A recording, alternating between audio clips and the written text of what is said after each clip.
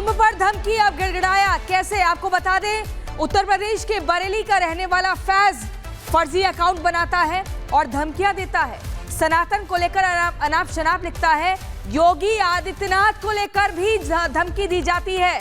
लेकिन आपको बता दें जब फैज ने आपको बता दें संभल के ऊपर लिखा, महाकुंभ के ऊपर लिखा, योगी आदित्यनाथ को धमकी दी, तब उसके बाद उसे दबोच लिया गया, पकड़ लिया गया, क्योंकि फैज ये भूल गया था कि वो उत्तर प्रदेश में रहता है और उसका वो इलाज होगा जिसके बाद वो खुद कपकपाएगा। अब फैज कह रहा है कि माफ कर दो, गलती हो गई, आगे से ऐसा कुछ नहीं कहूंगा, सनातन का सम्मान करूंगा। आखिर हुआ क्या था? आखिर क्यों बार बार फैज डराने का प्रयास कर रहा था? क्यों कह रहा था कि संभल में घुसकर माहौल खराब करूंगा, सनातनियों का अपमान करने की बात कर रहा था, महाकुंभ में जाकर लोगों को डराने का प्रयास कर रहा था? आखिर क्या कुछ वजह थी, इस रिपोर्ट में देखिए।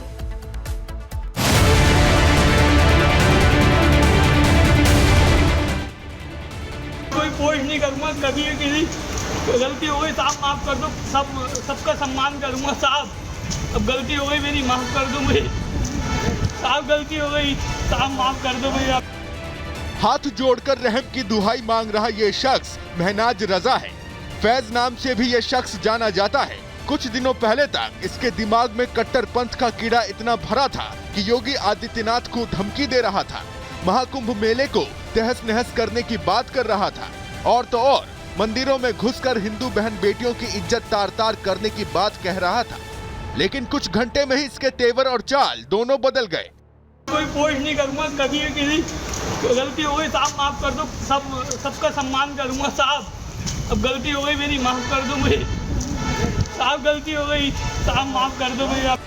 जनवरी में महाकुंभ क्या लगा, फैज को साधु संतों का इकट्ठा होना इतना खटका कि उसने महाकुंभ पर विवादित पोस्ट किया, सीएम योगी को जान से मारने की धमकी दी।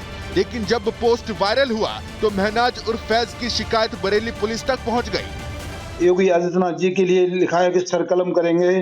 कुंभ मेले के संबंध में उसने बहुत अभद्र भाषा का प्रयोग किया है। भगवान श्री राम के लिए उसने गाली लिखी है। तो मेरी यही मांग है कि इस प्रकार के धार्मिक भावनाओं को आहत करके दंगा भड़काने की साजिश करने वाले जिहादियों के खिलाफ कठोरतम कार्रवाई होनी चाहिए, जो एक मिसाल बने भारत में। और विचार करने की बात यह है कि देखिए इनके अंदर कितना जहर भरा हुआ है जिस हिंदुस्तान में रह रहे हैं उस हिंदुओं के प्रति। योगी की पुलिस से फैज का सामना हुआ तो पुलिस ने ऐसा एक्शन लिया कि महनाज कहने लगा कि वो पोस्ट करना ही छोड़ देगा।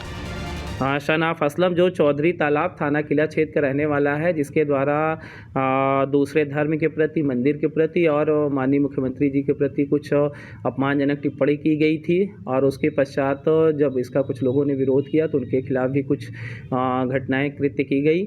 इसी पर अभियोग क्राइम नंबर 16/25 पंजीकृत हुआ, जिसको अरेस्ट किया गया है और उसके खिलाफ आवश्यक विधिक कार्रवाई की जा रही है।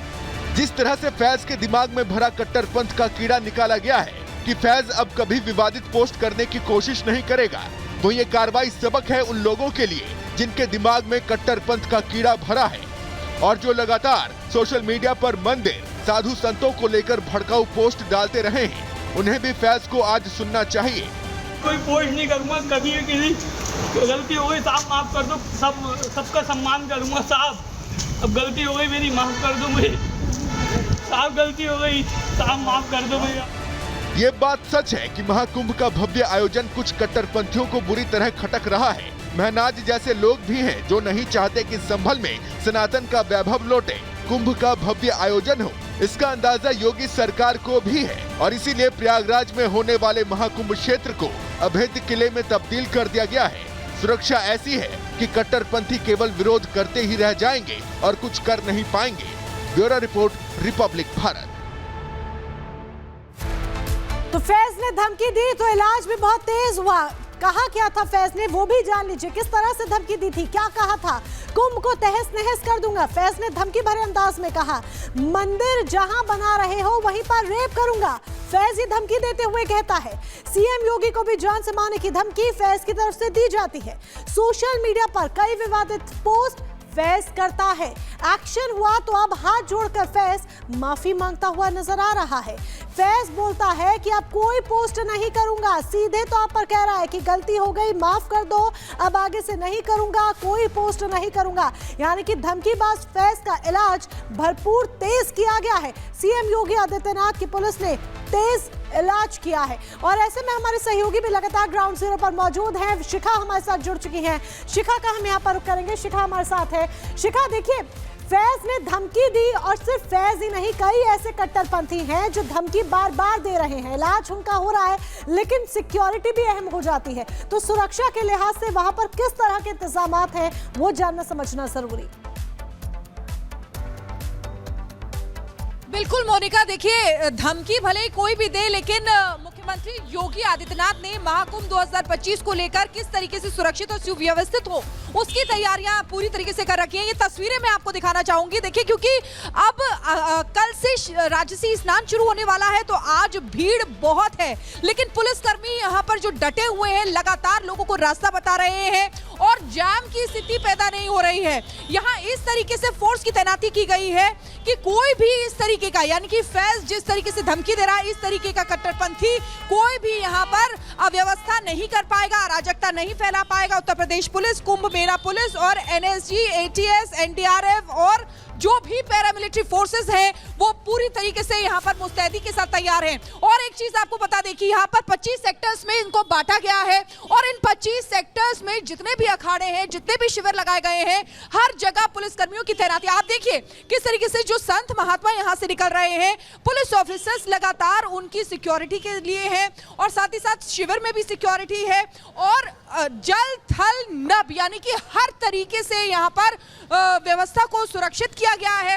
हर तरीके से यहाँ पर सुरक्षा प्रदान की जा रही है। तकनीकों का इस्तेमाल किया जा रहा है, नई नई तकनीकों का इस्तेमाल किया जा रहा है और लोग यहाँ पर, आप कहें कि मौसम भले ही कैसा है, लेकिन लोग यहाँ आकर आनंद ले रहे हैं और इस अलौकिक वातावरण का लुत्फ उठा रहे हैं। वो भी एक बार मैं तस्वीरों के जरिए आपको दिखाना चाहूंगी। ये देखिए, ये जो सेक्टर है और इधर से ही कुछ आगे जाएंगे तो यहीं पर ही मुख्यमंत्री योगी आदित्यनाथ का नाथ संप्रदाय का अखाड़ा भी है। बड़े बड़े साधु संतों के अखाड़े यहाँ पर हैं, लेकिन यहाँ पर जरा भी जाम नहीं लग रहा है। लोग आ रहे हैं, जा रहे हैं, हर तरीके का लुत्फ यहाँ पर ले रहे हैं। सिक्योरिटी फोर्सेस पूरी तरीके से तैनात है, यानी कि पुलिस जो है तैनात है। एक बार मैं फिर से चाहूंगी कि दिखाएं कि किस तरीके से बैरिकेडिंग यहाँ पर लगी हुई है और ये पुलिस ऑफिसर्स जो है